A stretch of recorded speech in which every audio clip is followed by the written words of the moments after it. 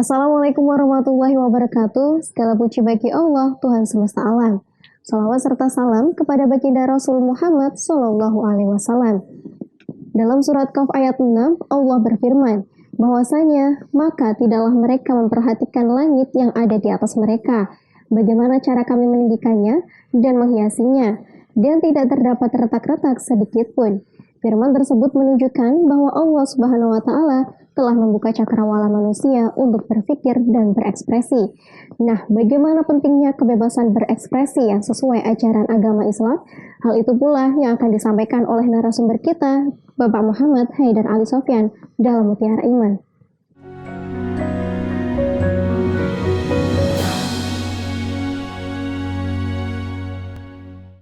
Assalamualaikum warahmatullahi wabarakatuh. Bismillah, alhamdulillah, salatu wassalamu ala rasulillah Sayyidina wa maulana Muhammad ibn Abdillah wa ala alihi wa ashabihi wa mawalah amma ba'du. Yang terhormat para pemirsa di rumah dimanapun Anda berada, kembali lagi berjumpa dengan saya Haidar Ali dalam acara Mutiara Iman yang pada kesempatan ini akan membahas tentang berekspresi atau kebebasan berekspresi. Ekspresi ini merupakan suatu ungkapan dari seseorang ataupun manusia untuk menuju eksistensi. Bagaimana ekspresi tersebut itu terpancar daripada hatinya. Jika hati kita diisi oleh hal-hal yang positif, maka yang terpancar adalah sesuatu energi yang positif. Nah, ekspresi ini ada 3 aspek yang mempengaruhi. 1, pendidikan. Yang kedua, lingkungan. Yang ketiga adalah keluarga. Dimana kalau seseorang mendapatkan pendidikan yang cukup, artinya tinggi, maka ekspresi yang keluar adalah ekspresi di mana itu yang berkualitas atau yang akademisi. Yang kedua yaitu lingkungan, di mana lingkungan ini akan membentuk karakter seseorang, karena ekspresi itu kaitannya dengan karakter. Nah, karakter ini terbentuk daripada lingkungan yang sehat juga. Jika lingkungan itu sehat, maka ekspresi yang akan muncul daripada cerminan seseorang tersebut akan memunculkan ekspresi-ekspresi yang positif. Nah, yang ketiga yaitu dari faktor keluarga. Ini sangat berpengaruh sekali karena banyak orang-orang ataupun anak-anak muda di Indonesia atau juga di luar negeri, ketika tidak mendapatkan kasih sayang daripada keluarga, maka ekspresi yang timbul adalah mungkin benci dengan orang tuanya ataupun tidak respect dengan orang tuanya ketika disuruh ataupun dikasih masukan atau pembelajaran, pasti tidak akan mau menerimanya. Nah, kalau misalkan dari keluarga ini bisa diterima dengan baik ataupun antara komunikasi dari anak dengan orang tua atau orang tua dari anak ini bisa terjalin dengan baik, maka ekspresi yang keluar adalah ekspresi-ekspresi yang positif. Artinya nanti ketika anak ini beranjak ke dewasa, ekspresi yang keluar adalah ekspresi yang terpancar daripada orang tuanya yang menginginkan anak tersebut menjadi anak-anak yang berbakti kepada orang tuanya, yang mandiri, yang bisa mengangkat derajat orang tuanya. Kalau misalkan orang tuanya itu lepas kontrol kepada anaknya misalkan, pasti anak tersebut tidak pernah mau untuk diarahkan ataupun diberikan masukan. Nanti nasibnya seperti anak-anak pang yang ada di jalan, ya. Banyak sekali anak-anak pang yang di jalan itu kurang kasih sayang atau kurang perhatian daripada orang tuanya.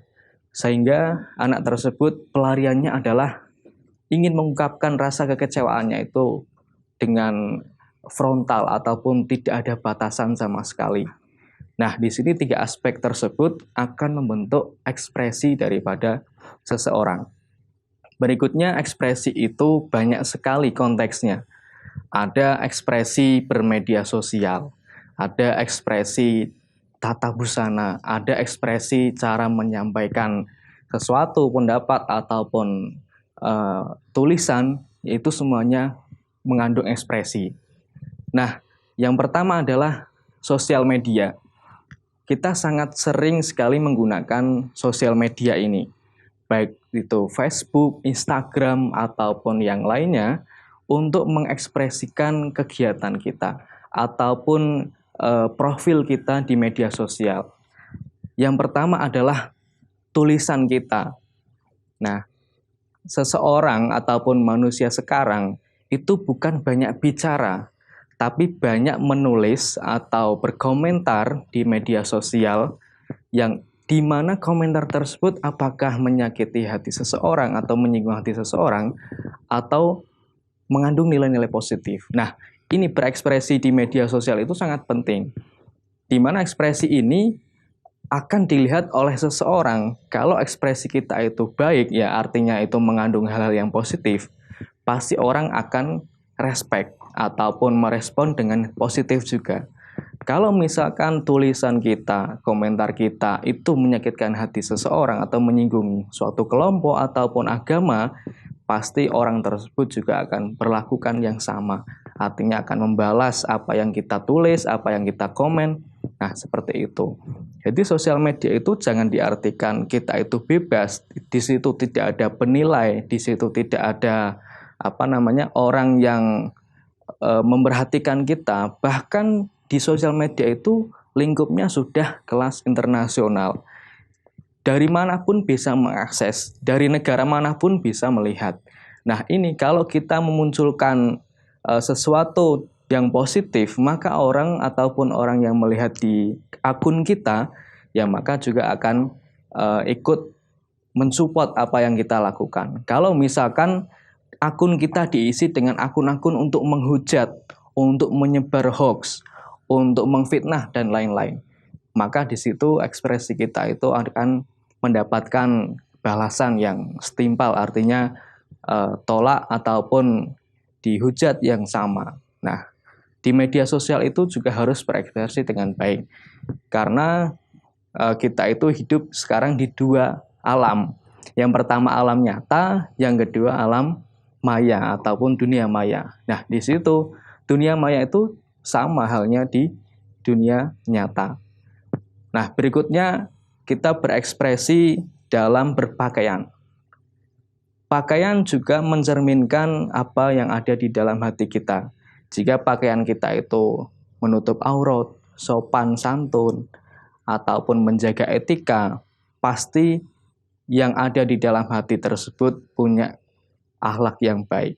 Karena akhlak itu terpancar dari hati dan nanti akan muncul daripada penampilan.